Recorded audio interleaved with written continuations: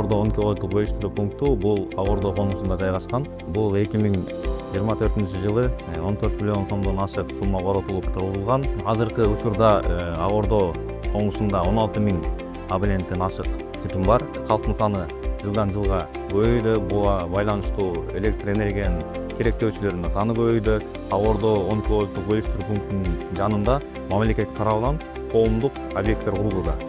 Мектеп, бала бакча, ооруканалар.